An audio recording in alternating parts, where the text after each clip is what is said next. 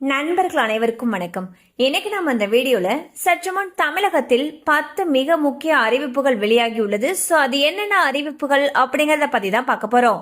வீடியோக்குள்ள போறதுக்கு முன்னாடி இதுவரைக்கும் நீங்க நம்ம சேனலை சப்ஸ்கிரைப் பண்ணலைன்னா உடனே சப்ஸ்கிரைப் பண்ணிருங்க. அப்படியே பக்கத்துல இருக்கக்கூடிய பெல் பட்டனையும் கிளிக் பண்ணிருங்க. அப்பதான் நாங்க போடக்கூடிய அனைத்து பயனுள்ள தகவல்களும் உங்களை கரெக்ட் டைம்க்கு ரீச் ஆகும். இப்ப வாங்க வீடியோக்குள்ள போலாம். அரசு பள்ளிகளில் அடுத்த மாதம் முதன்முறையாக மாணவர் நாடாளுமன்ற தேர்தல் நடத்தப்பட இருப்பதாக கூறப்படுகிறது. இதற்கு மகிழ் முற்றம் என்று பெயரிட்டிருக்கக்கூடிய தாவேக அரசு மாணவர்களிடையே மக்களாட்சி முறை மற்றும் தேர்தல் நடைமுறைகள் குறித்து விழிப்புணர்வை ஏற்படுத்த உள்ளது. நாட்டிலேயே அதிக சாலை விபத்துகள் நிகழ்ந்த மாநிலமாக தமிழ்நாடு உள்ளது வருத்தம் அளிப்பதாக முதலமைச்சர் திரு விஜய் அவர்கள் தெரிவித்துள்ளார். IAS IPS மாநாட்டில் பேசிய அவர் சாலை பாதுகாப்பு விதிகள் பற்றிய விழிப்புணர்வை அதிகப்படுத்த வேண்டும் என்று வலியுறுத்தினார். ஜூலை மாதம் முதல் கோயில்களில் குத்தகைக்கு எடுத்த தனியார் கடைகள் மூலம் பிரசாதம் வழங்கப்படாது என்று இந்து சமய அறநிலையத்துறை தெரிவித்துள்ளது. கோயில்களுக்கு வரக்கூடிய பக்தர்களுக்கு முறுக்கு, அதிரசம் உள்ளிட்ட பிரசாதம் கொடுப்பதற்கு தனியாருக்கு குத்தகை மூலம் அனுமதி வழங்கப்பட்டது.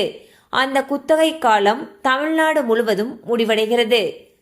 அரசு பள்ளி மாணவர்களுக்கான இலவச சைக்கிள் திட்டத்தை 9ஆம் வகுப்பு முதலே தொடங்குங்கள் என்று மாவட்ட கலெக்டர்களுக்கு முதலமைச்சர் திரு விஜய் அவர்கள் அறிவுறுத்தியிருப்பதாக தகவல் வெளியாகியுள்ளது. மாசு கட்டுப்பாடு வாரியத்தில் நடந்த அதிகாரிகள் இடமாற்றத்தில் முறைகேடு நடந்திருப்பதாக விசிகாவின் SS பாலாஜி அவர்கள் குற்றம் சாட்டியுள்ளார்.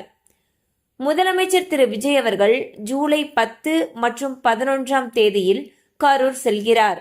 அங்கு கூட்ட நெரிசலில் உயிரிழந்தவர்களுடைய குடும்பத்தினரை சந்தித்து ஆறுதல் தெரிவிக்கக்கூடிய அவர் அரசு நிகழ்ச்சிகளில் பங்கேற்று நலத்திட்ட பணிகளையும் தொடங்கி வைக்க உள்ளார். கரூர் தொகுதி காலியானதாக சட்டப்பேரவை செயலகம் அறிவித்துள்ளது.